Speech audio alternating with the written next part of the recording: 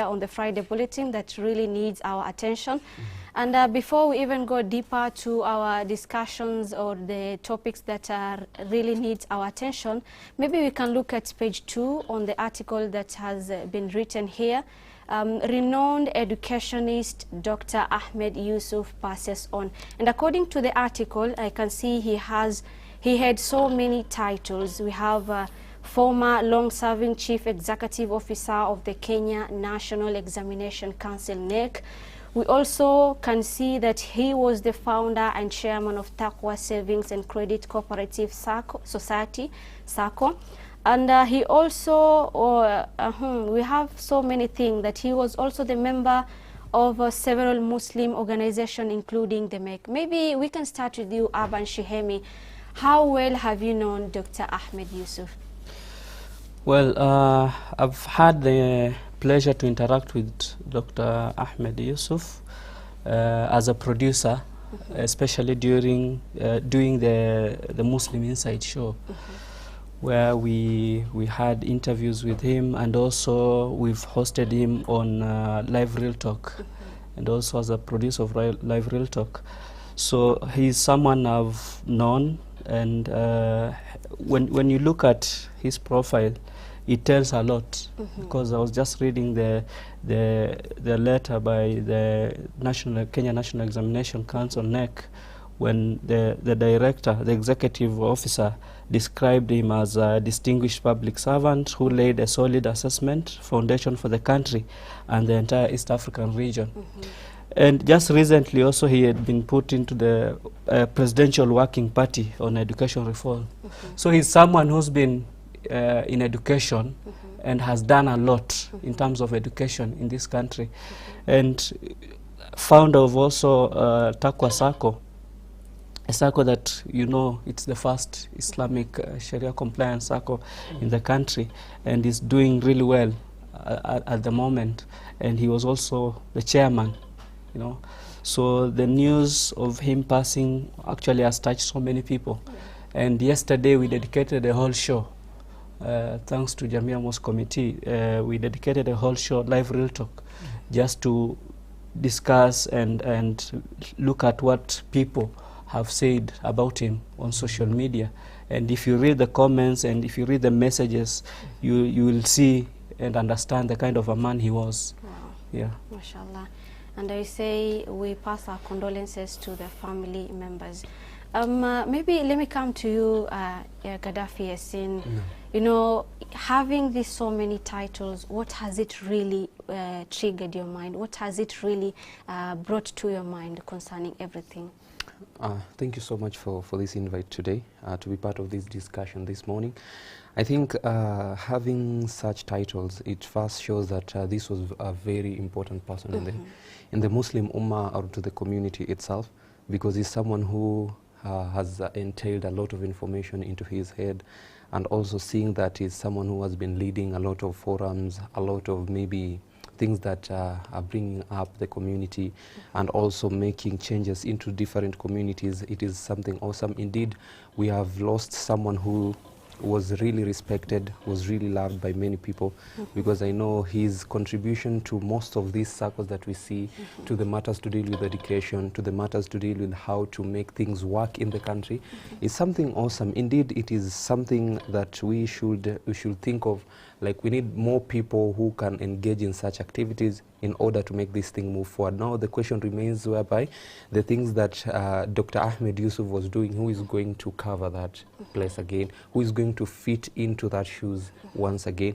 It's a question mark that it needs a lot of answers, and also we need to look at someone who can fit there and also help in terms of such things. And according to this newspaper today, it is stated that Dr. Ahmed Yusuf passed away out of, he was sick indeed, and he was at Aga Khan Hospital. So it shows that everyone, you'll have to test the death one time in your lifetime. And what surprises me the most is that the Taqwa SACCO that my brother has mentioned about, the Saving Credit Cooperative Society SACCO, he was the first one. He was the member 001 in that, you know, even being in that circle itself, you feel like we are losing someone who is very important, playing a very big role to this circle. So I know it is a very big shock, and from us to the family, we continue to send our condolences to them, and may Allah give them subra where they are. Amen, amen. You know, dedicating a whole 1 hour or maybe almost an hour for this precious person, that means it shows like he was really important, right? Yeah. And probably something else like, you know, he said like, we are going to test the death. We are going to feel it. Maybe one word for the people who are watching us concerning death. Yeah, when you look at the death of Dr. Yusuf, it's just a reminder. You know, everything that happens around us is a reminder. You have to live your life knowing that one day, that day will come. A call will be made, an SMS will be sent. The same tweets that we've seen, the Facebook posts, one day it will be me, it will be about you. So you always have to prepare yourself. You don't know the day, but eventually it is the only guarantee that we have. Even the clothes that I'm wearing today, I put them on myself. I don't know if I'll be the one to remove them today. I don't know. So there's no guarantee. And another thing we need to learn is such a person, when you look at his CV, it says a lot. Yeah. And as an ummah, we need to have a generation where we are able now to nurture people. You see, he has started even a school, you see, to try and ensure that the Muslims at least get education in Machakos, a Muslim school in Machakos. So he's tried to put the foundation. Now it's up to us to see how we can, the knowledge that you have, don't go with it. At least try to ensure that you've nurtured someone. You've put people around you so that when you leave, they can continue. We've seen so many issues in the country where a parent or a father starts something. Then when he goes, the kids finish the project. They destroy everything. Court cases after court cases after court cases. So it's upon continuing the legacy that was left behind by maybe a precious person, a very important person, mashallah. And we really feel sorry. We really send our condolences to the family, and may Allah give them sabr. Now, let's move to other stories. And on the front page, I know it was a bit awkward, like we are going to a page in our second page, but let's look at what is on the front page. Down below, we have empowering imams and preacher. There was a workshop that was organized by Najah, Organization for Relief and Development, in collaboration with Naseha Foundation, Nigerian scholars from the Kingdom of Saudi Arabia. We're really honored having this kind of people traveling, organization traveling from Nigeria, from Saudi Arabia, just to come here and empower our imams and preacher. And if you look at what has been there is the workshop focused on strengthening ethical accountability, community welfare, and Islamic principles in today's society. Let me start with you, Gaddafi. Maybe you can tell us why is it important to empower imams and preacher today? It is very much important to empower our imams and preachers, basically because you find that, a lot of people, even young people, they think that you being as an imam, it's not something that you can dream of. It's not something that you can ever thought of becoming once in a lifetime, because of the culture that our imams, they have, how they live their daily life. We also have to motivate the young people and also to motivate them. Bringing this on board to them, most of imams that we intend or we find to meet them, they have a certain thinking capacity of whereby maybe sometimes they don't want to think outside the box. So it is good having such information being passed to them so that at least they can understand also our daily life and how things are evolving. Like currently you find that the world is moving very fast, which these are part of the things that they should be educated about. Now we can see the introduction of the AI, it is here. How can our our imams integrate themselves to be using such things in order to spread dawah across and everything. So it's such a good privilege which Jamia Mosque is doing to different imams. And I can see the imams, there were about 70, and also they came from different counties, including Nyeri, Kisumu, Nakuru, Garissa, Murang'a, Kiambu, Kajiado, which shows inclusivity also in the country, engaging different people from different communities, from different counties, bringing them together in order for them to be educated, also to be enlightened on what is happening to the current generation as well. Wow, Yeah. amazing. Maybe let me come to you, Aban. And I know this is something that has not just happened yesterday, but it has been there even before. And according to this article, you can see that it brought together 70 imams and preachers from across Kenya, including Nairobi, here where we are, Nyeri, Kisumu, Nakuru, Garissa, Murang'a, Kiambu, Kajiado, and Mombasa. And I'm really surprised to see that, yeah, it's a good number, yeah, but we also have Garissa. Like, this is something, Nairobi, can I say Nairobi is far from Garissa? Yeah, it's a mile. distance. It's a distance. Yeah. So I don't know, you know, you're not the person who organized this event, but maybe as per your opinion, what do you think of maybe conducting this kind of event in other towns where maybe those preachers can be able to come easily? Well, I think it's the second year running when where Jamia Mosque, in collaboration with Saudi Arabia, they're hosting this training, this workshop for the imams. And we need to understand that the imams play a very important role in the community. The days when you will fail in school and then you are told, okay, you go now and study religion, they're over. Yeah, by the way, they take it as if imam is not at work. There was a time I had a story, like a mother was asked, mtoto wako anafanya nini? Hana kazi, but he's an imam. You see, Like, you know, even some people, they question when someone goes and studies about religion, the community comes back and be like, you want to be Malim Duksi, you know, you'll just be paid 200 shillings. Like, they think that studying the religion and everything, you cannot be successful in your life and everything. But we've seen people who are very much successful taking this direction to become ustads, maalim, muftis, and sheikh, according to how you can call them. yeah. And when you look at the role of the mosque right now, a mosque is a center of everything today. Okay. You want knowledge, you want education, you want to pray. Like, whatever, the mosque, the days of just going to a mosque and praying and going home, they're over. We are trying to make sure that the young generations, the old people, they come to the mosque. That's where your problems will be solved. Look, for example, Jamia Mosque, the work that it's doing, whether it is medical.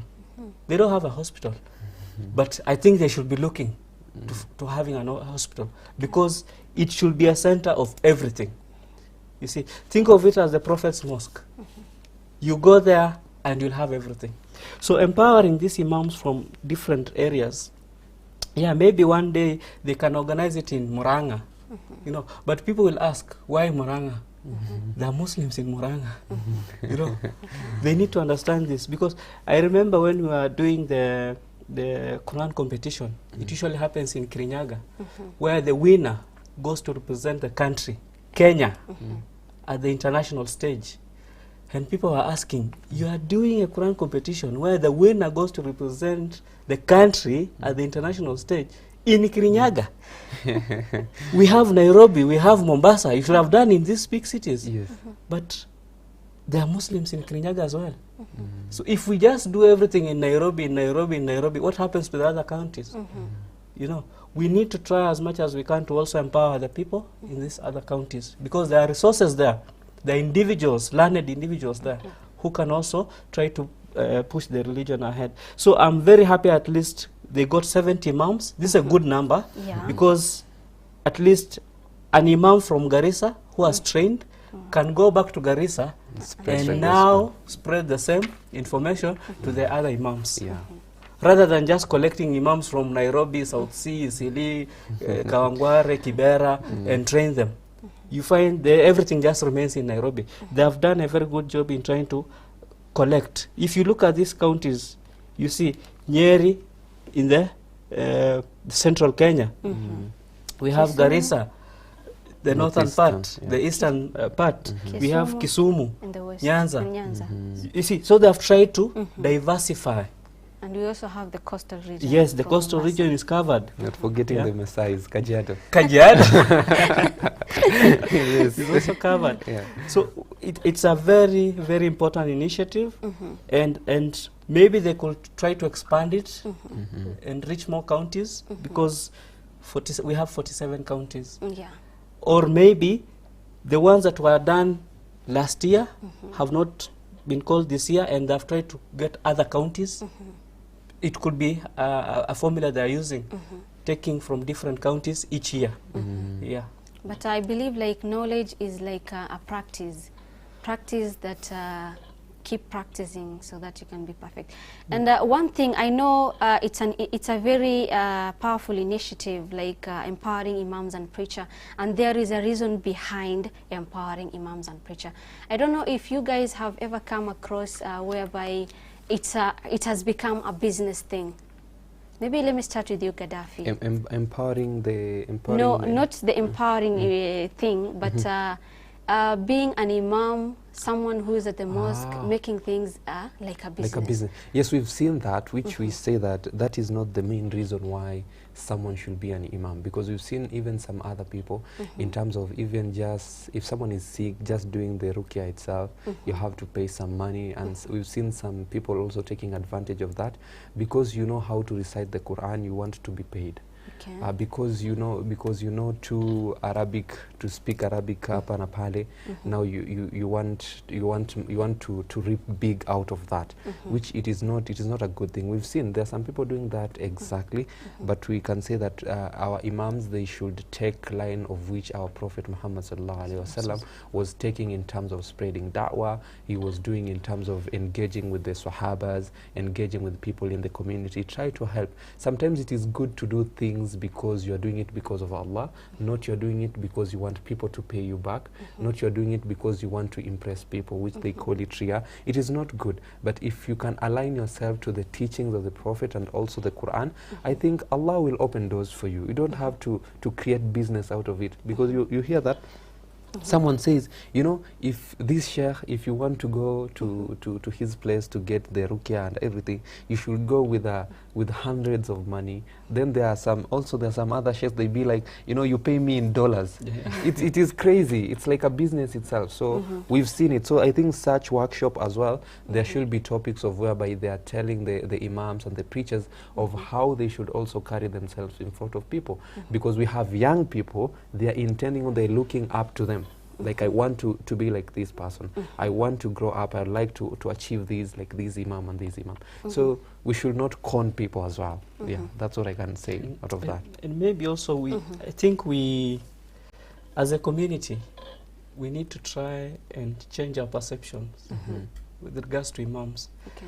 Because if an imam today drives a V8, yes, you can imagine what the community will be saying. Okay. Yeah? Amekula pesa ya msikiti. Yes. You see?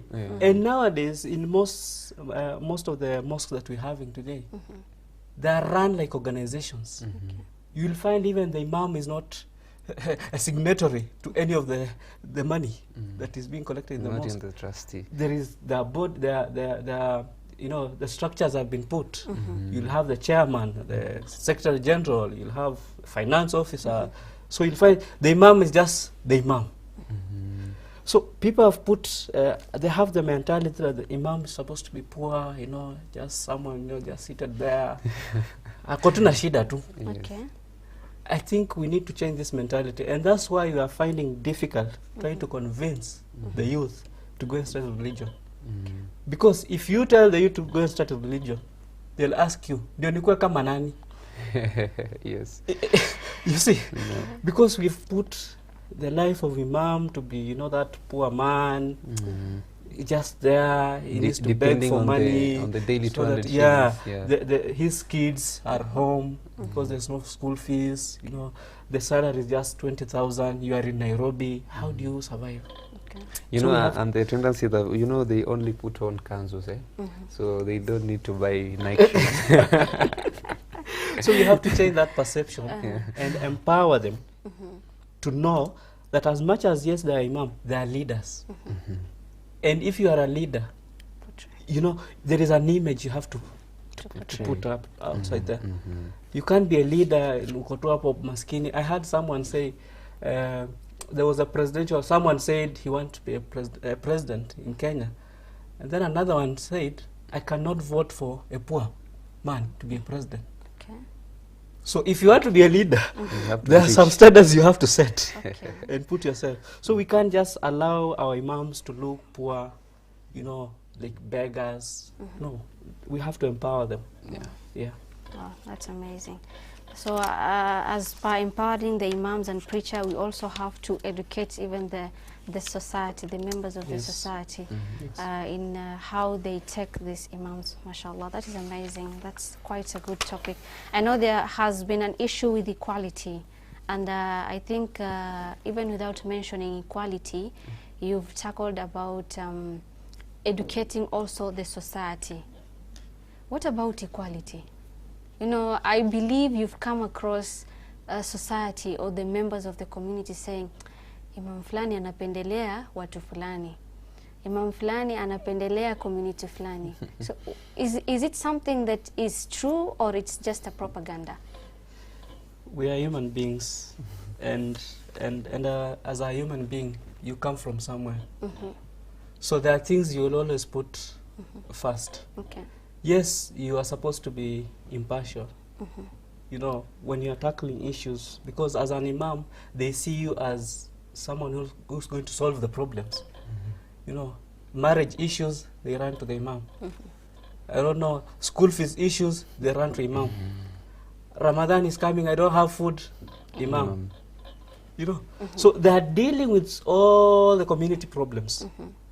And they are human beings. Sometimes they get tired.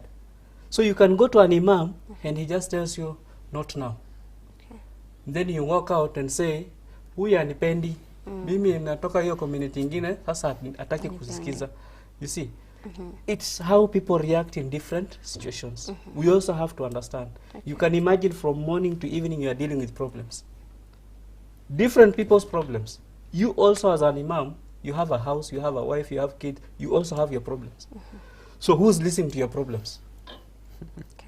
Exactly. Who's listening to imam's problems? If you go to the committee, they'll tell you we are paying you. The society that is supposed to listen to you is judging you. Who will cancel you? You have to think. Yes, it's a question to the community. And be considerate also, because we are all human beings. That's really a powerful thing. But we are human beings and we make mistakes. But you know, anyone who would like to think otherwise about you, you cannot stop them. Okay. You cannot stop them. And another thing that I can say, you cannot try to impress everyone. So where you are, just deal with what you have. Okay. You know, if your hands are tied, your hands are tied. You cannot move behind that. You cannot move behind that. It's all about you as an imam, selected or chosen to be imam to represent a certain community or a certain mosque. Just deal with people the way they are. Because we know you are receiving a lot of complaints, you are receiving a lot of, you know, like the way Aban has mentioned, then whom are you going to explain yourself to? Okay. There is no one to explain yourself to. Rather, you just have to keep quiet or just to continue making a lot of adhkars. May Allah help you, waking up at tahajjuds and everything. But just serve or lead people accordingly. Yes. Wow, thank you so much. And I can see you have something else. Cabernet Jamia Mosque marks 1 year since grand opening. And they say hailed as the largest mosque in the South Rift region. The facility boasts a capacity to accommodate over 2,500 worshippers. That is really amazing. And because of time, actually, I'm really loving this conversation. Wow. Thank you so much, guys. So we are going to take a short break, but we will be back with more on things that really matters to us a lot, and especially the youths. So stay tuned.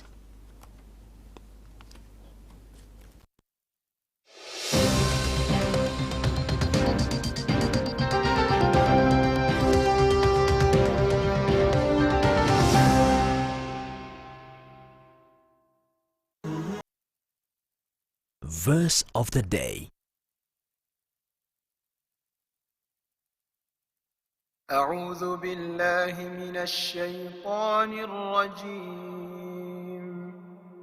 بسم الله الرحمن الرحيم.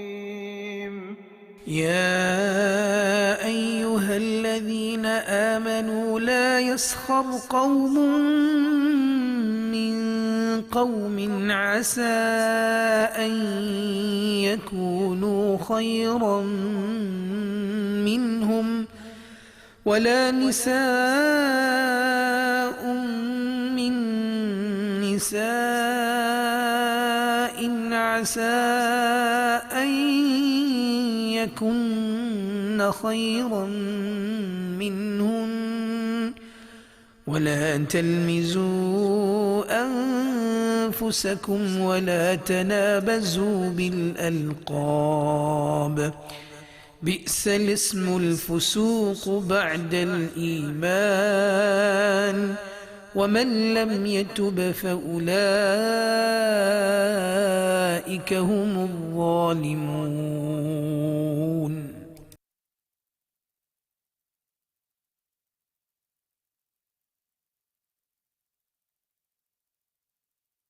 Kuna faida gani tupata tukimjua Mtume sallallahu alayhi wasallam? Nabii mwenye ushawishi mkubwa duniani. Tukizikwa tukitiwa kaburini, tutaulizwa haya maswali matatu: man rabbuk, ma dinuk, man nabiyuk. Sheikh Jamaluddin anakupa simulizi. Huwezi kumpenda mtu usiyemjua na kutambua sunna zake, lakini ukimjua na ukimtambua Mtume Muhammad sallallahu alayhi wasallam, mapenzi yako yatazidi. Ufahamu Rasulullah, familia na maswahaba wake. Tazama sira ya Mtume kila Jumatatu saa 1 jioni kwenye Horizon TV.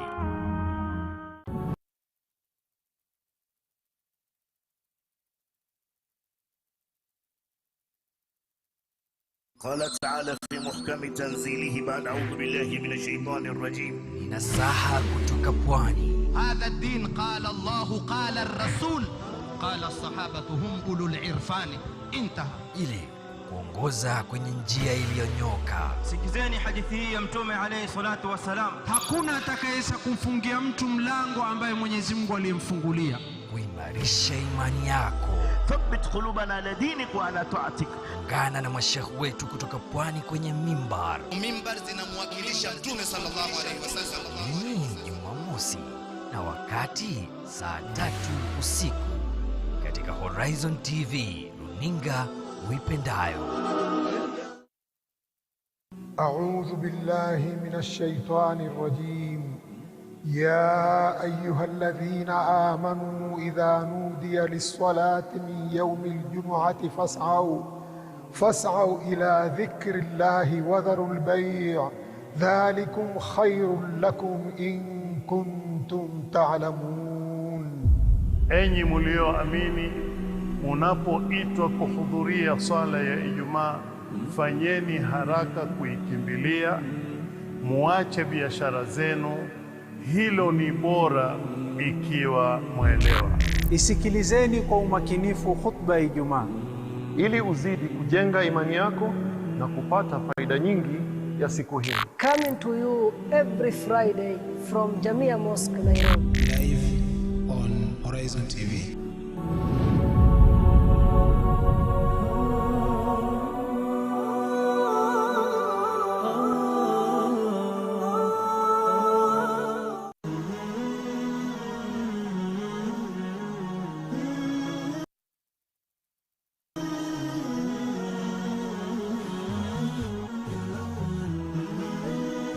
Horizon TV, the beacon for the nation.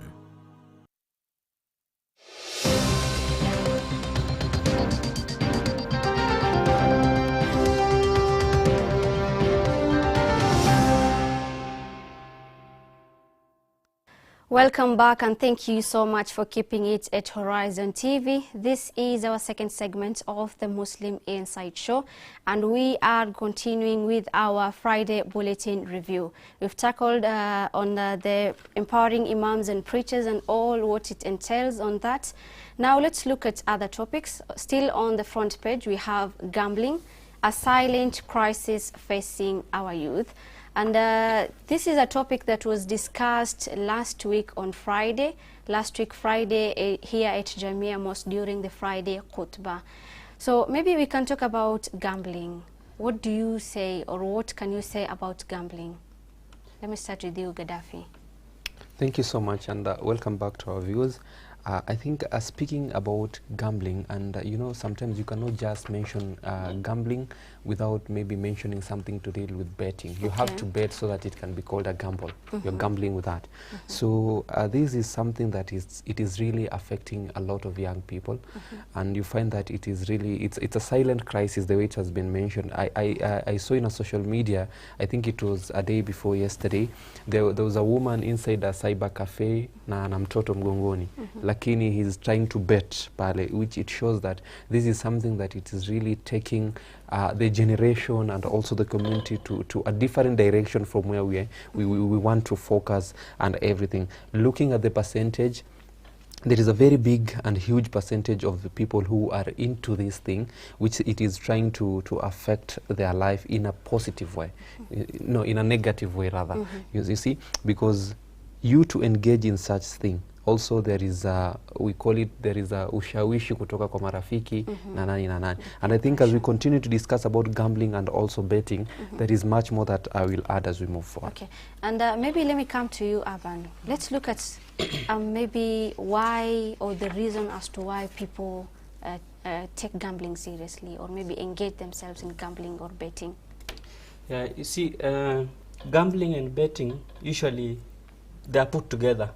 They are used interchangeably in the gambling world. And in Kenya, the most famous one is betting.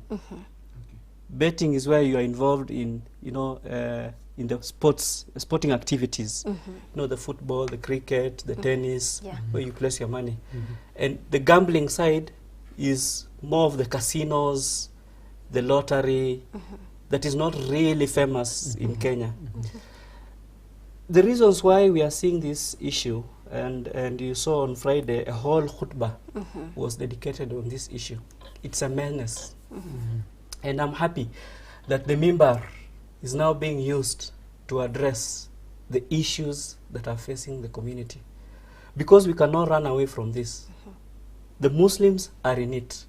And if they are not in it, they'll soon be in it because of the interaction of the other people who are in it.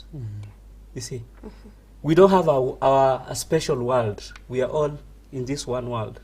So a problem that is affecting this side is more likely to affect us as well.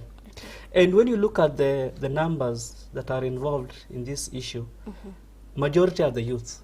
And if you watched the June last year's Gen Z protest, now you have a picture of just how many youth are in Kenya. Yes. You know, sometimes we read, you know, there are 20 million Kenyan youth, but you can't picture it. So if you want to know the numbers of the youth in Kenya, go back to last year's Gen Z finance bill protest and look at the pictures, look at the videos. These are the number of people who are also engaged in this. And the reasons are very clear. The same reasons they were on the streets is the same reasons they are doing this. Unemployment. There's no work. And majority of them are educated. So you've spent your time in school. Now when you reach a point, now you need to start making money. There is nowhere to make that money. You don't have the capital to start your business, so you are depending on someone to employ you. And the person you are waiting to employ you is firing people. So you don't have a job. And then what do? Then you have someone, a billionaire somewhere, who decides, this is a market. I have a very good market here. I will make sure that these youths are not employed so that I can show them easy way of making money, so they say. But it's actually just enriching the rich. Okay. Because what happens, you keep losing every day, every day. And the causes are very clear. Unemployment rate is very high. You look at poverty. No, everyone is trying to run away from poverty. And they are using all means. Among them, the youth are now seeing gambling and betting as a way to run away from poverty. No. Another big problem that we have is the mobile phone. The mobile phones have made everything easy. Okay. In your comfort of your bed, whether you are a parent, whether you are in your own house, you pay rent, but someone in your house is gambling with the internet that you've paid for, with the phone that you bought them.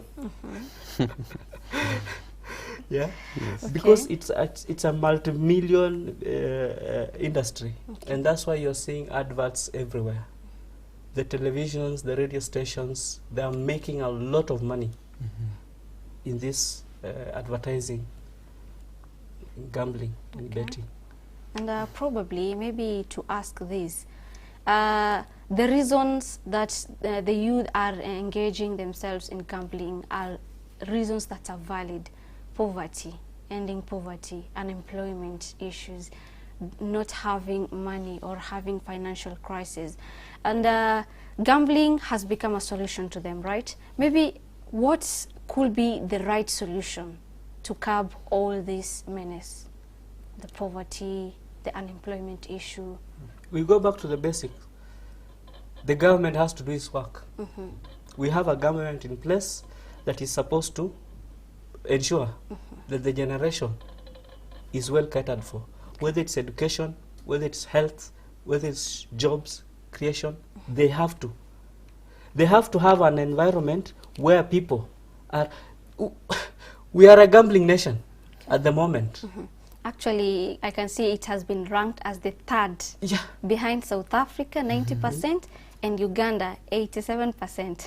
So when other countries are saying we are a working nation, Kenya is a gambling nation. Okay. Because we don't have work. Youths are idle.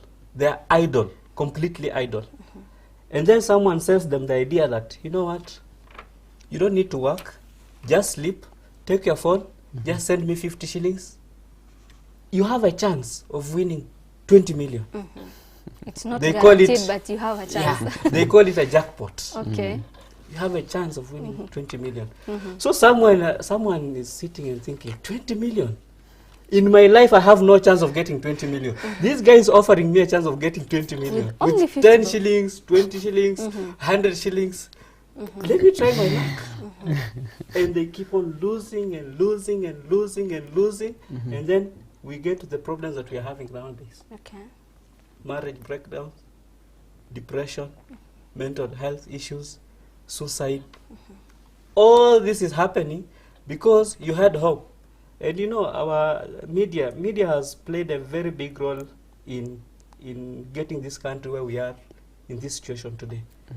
Because every station you open today, tuma shilingi 100 kwa hii nambari, utakuwa na chance ya kushinda 40,000. In the next hour, itakuwa 500,000. In the next hour, they keep on lying to people. They keep on lying to people. Then they make a few phone calls. Oh, natoka wapi? Mimi ni fulani. Ulicheza mara ngapi? Mara moja tu.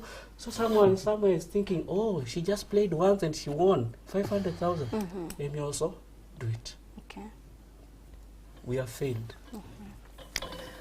Maybe adding to that, I can mention that, you know, as young people, we have an urge of being successful immediately. I just want to be successful. I just want to achieve that thing, you know. So, and we don't want to get tired. That's another thing. I don't want to get tired. Nowadays, if you go to any workplace, any corporate, and you find that a lot of people are Gen Zs there, the first thing they'll tell you is our mental health. If your boss try to shout to you, tell you to do 1, 2, 3, 4, you'll be like, you know what, hautanichokesha. They get so emotional. So you get that. If I can put that 100 shilling and get 10,000 within a minute, that's good for me. I feel like that's what I can achieve. But one thing we fail to understand is that the more you do it, the more you get addicted to it. And the moment you become an addict of something, now it becomes an issue of whereby now we have to include other people to come in so that you can be helped. Okay. You see? So a lot of young people are addicted to gambling and the betting stuff. They are so much addicted into it, and they think that is the way to go. I can mention something that our Sheikh mentioned, Sheikh Abdul Latif Isaji, the deputy chairman of the Jamia Mosque Committee. He mentioned that, you know, there is this, as a young person, I've never, sijapanda ndege mi maisha yangu. Sijapanda ndege, sijaenda wapi. Kisha naambiwa nikicheza hii na nikishinda, mimi nitapandishwa ndege. Mbona nisicheze? You know, like haram, they find a very good way to package haram. So it's upon also the religious leaders. How can we package the halal? How can we move forward and try to inform and give this information to the young people that, you know what, this thing that you're doing, it is not going to add anything to your life, rather it is going to spoil your life. So it needs a lot of education to it.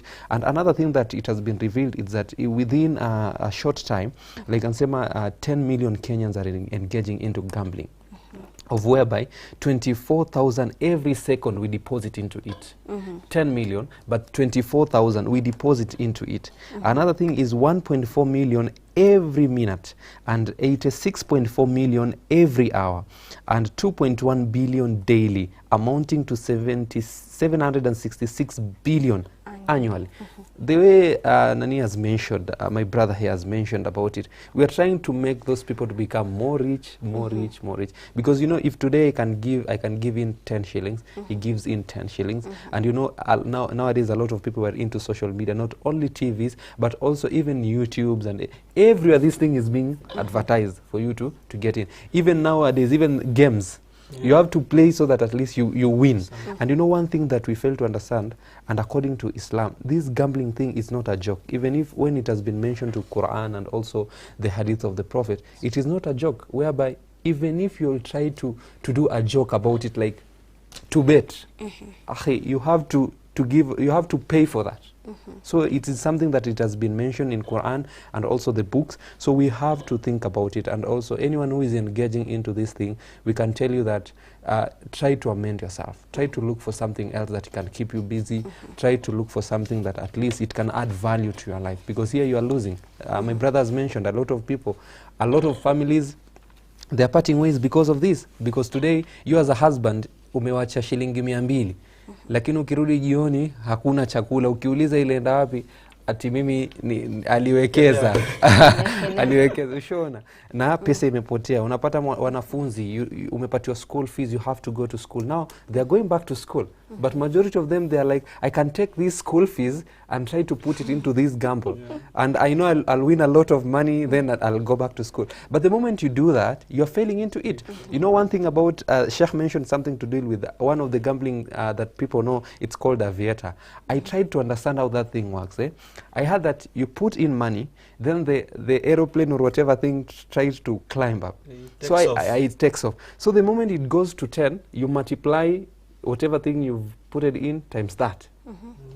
So the idea behind it, because we are also greedy, you want to get 100. Yeah, so the higher it goes, the more you'll get. So the moment you are waiting to reach to 100, it is coming down. Then you lose. You see, and maybe umeweka pesa pale, kuna ule mwanamke aleka milioni ya pesa pale.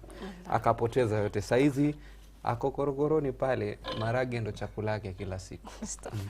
And you saw last year we saw a very unfortunate incident where in one of the Muslim dominated areas in the country, the betting company announced that the winner was a Muslim lady. And she was, you know, standing there with her dummy check, you know, showing the millions that she had won. You know, they're doing this strategically because they know in Islam, betting and gambling is haram. Everybody knows. Even the non-Christians know, the non-Muslims knows. So they're doing this to show that you as Muslims, you are sleeping. Look, your fellow Muslim is winning. There's some goodies here. And it is not from Nairobi even. I'm just from trying the to... village. Okay. You know, in one of the areas that are seen as most difficult places in Kenya because of the situation, whether it's drought and all that.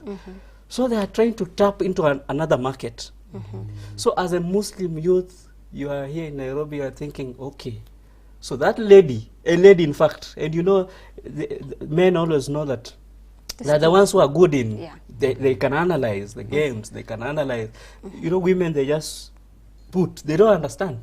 They just put here and there. So someone will think, okay, if that lady won, I think I have a chance. Yes. Okay. But remember, the statistics here are just saying 10 million Kenyans. Do the maths. So if 10 million Kenyans put 100 shillings. That is 100. Yes. Not even 100 million. So just imagine, how much is this guy going to get, the owner of that betting company? And everyone fails. They fail. Or you get two will win and they will win 100,000. I'm just trying to imagine earning 2 million, or maybe that's a huge amount of money, but it's of no use in the day of judgment. Yeah. Subhanallah. Because you know, one thing that also will be asked in the day of judgment is about how you've achieved your wealth. So Matalan, you've done that and you've win the money the way it has been mentioned here, that Muslim lady, and now you can go to that extra restaurant, and you have now a poshy life and everything. You know, one question as a Muslim you should ask yourself is that if today is the end, what am I going to tell Allah? How am I going to face Allah? What am I going to answer? Hii pesa nilipata vipi? Ilikuwaje na nini? You know, will you be proud to say, ya Allah, you know, niliekeza and hii team na hii team ikapiga ama ikashinda? Subhanallah. Ni kweli itakuwa siku nzito kweli. I had a conversation of the youth. Just we had just prayed, and you know, when we were leaving the mosque, and they were just discussing. I think they were just primary kids. They were discussing there. You know, ukiekelea vizuri upate ya 100 million. So one of them was giving the idea. Hiyo 100 nitachukua 50 nijenge msikiti. Alafu hiyo 50 ingine sasa ni, so for them they think, so if I win 100 million, I take 50, I build a mosque. So the mosque is going to clean the remaining 50. So the good thing was, the deputy imam was just passing. He's a young man, so he was just passing and he had the conversation. I was just laughing. I was just on the side. So he asked the boys, so mnafikiri Mungu anapenda vitu za chafu? Wewe uchukue pesa kutoka mahali chafu atumjengee msikiti. And they were like, okay, yeah, it makes sense. So they are getting ideas that are not good ideas, you know, because they want to make quick money. They have been sold false hopes. You know, this is what betting companies are doing. And one of the biggest problems in Kenya is majority of these betting companies, guess who owns them? Our politicians. And you know they are the ones who are running this country. It's known. The most famous. That's why we are performing in it. That's why we are a gambling nation. When we say Kenya is a gambling nation, it's not just, it's from the top down. Okay. With that, I know we've tackled the gambling thing. Let me cut you short and move to the second last page. We can see that Muslim youth attend mentorship session on ethical use of social media. Let's put aside the mentorship session and look at social media. And I believe, how are we gambling? It is using the social media. Social media is playing a big part. Maybe. What can you say about social media? Because you have time, we have little time. We can move at a pace, at a faster pace a bit. Let's talk about social media a bit, and then we go to how we can manage our time. Social media is a very important tool if used correctly, and it's also a very dangerous tool if used incorrectly. And because now you see, those who are using it correctly are making clean money.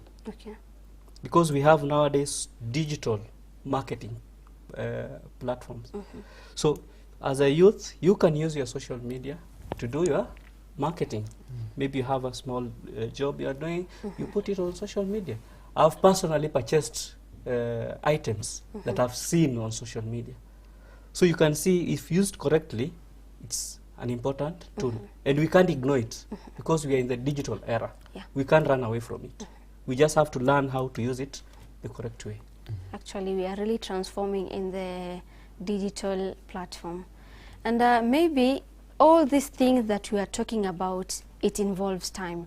From when we started until now. Death, it's time. Gambling, it's time. Empowering imams and preachers, it took time for them to be in the session. Gambling, same case, and everything else that is here. It's all about time. Now, on page 3 of our Friday bulletin, we can see the title there, Do You Put Your Time to Good Use? Now, let's talk about how we are going to put time in good use. When we talk about gambling, it's a wastage of time, right? Now, how are we going to use our time well? Let me start with you, Gaddafi. You know, first we have to thank Allah subhanahu wa ta'ala for giving us like time and also on how to concentrate in our daily lives. And you know, Islam is such a beautiful religion whereby everything it is complete, and any question that you can ask, automatically you'll get an answer. If you're being told that this thing it is full, it is a complete set of a thing, automatically you cannot have a doubt about it, whereby you can just take it the way it is. So in terms of time, I think each and every person should ask themselves, in everything that you're doing, is it adding value to your life? And when it is adding value to your life, is it something that will take you to Jannah tomorrow? Because our end goal into this dunya, it's about to go to Jannah. Everyone would wish to go to Jannah.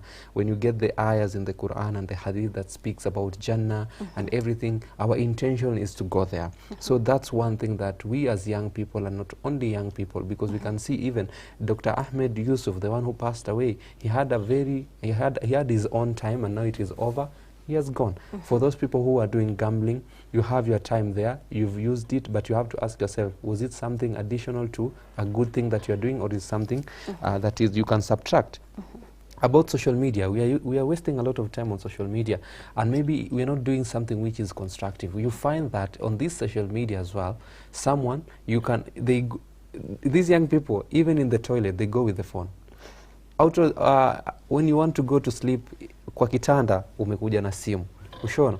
Yani it's something that it's really inatumiza. And alhamdulillah, I think for those people who can get the Friday bulletin today, I think, do you put your time in good use? There is a very good narration by Dr. Muzami, is speaking on how well you can use your time and everything. And also the Quran speaks about Surah Al-Asr. It also tells you how the time is and everything, and also striking balance, because you know we are in this world. Also we have to strike the balance between of how we want our daily life to look like and how we want to achieve the akhirah part about it. And you see there is some points where he has mentioned out, like in the Islamic teachings, to manage your time in a proper and balanced way. Sometime we should devote to our Lord and Creator by doing the acts of worship, remembering and thanking Him. That's among the best thing that you can do with your time. The second thing he has mentioned, we should give time to ourselves, taking care of our physical needs. You see, these are the things we need to have. We need to educate. As a parents at home, how do you balance your children? How do you calculate their time? You as a person who is an older person, like you engage in different activities, how do you plan yourself? It comes also to how you plan yourself. Don't waste your time. There are some people, if you meet these business people, they tell you, don't waste my time, because time is money. You know, they're like, I'm planning.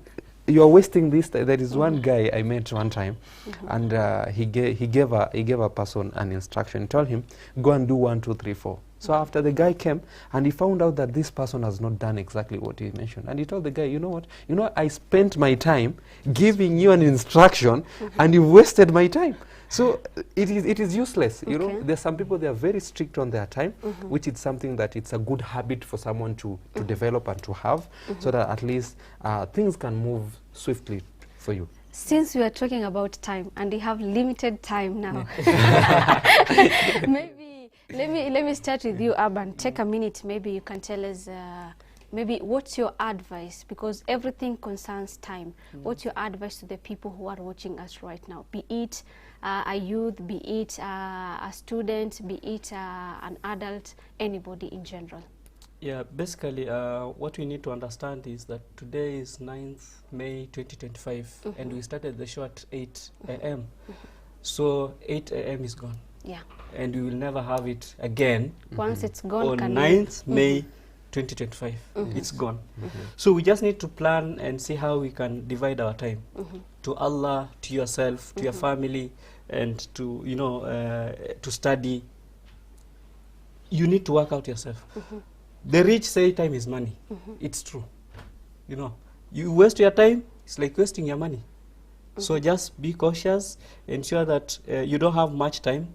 We don't know how long we'll be here. So make the better use of what you have currently. Okay. Yes. Wow, thank you so much. I think we're going to end it at there, but maybe to read something that has been written here. A wise man once asked, what is the most valuable thing on earth for a human being? And what is the worst thing on earth for a human being? For both, the answer he gave was time. Everything in this world, he said, is acquired in time. What I can say is I'll still say the term that is usually said, time is money. Once you've lost your time, it's like you've lost your money. Also, once time is lost, it can never be retrieved. It can never be recovered. So use your time wisely. Until next Friday, my name is Zamzam Ahmed. Assalamu alaikum wa rahmatullahi wa barakatuh.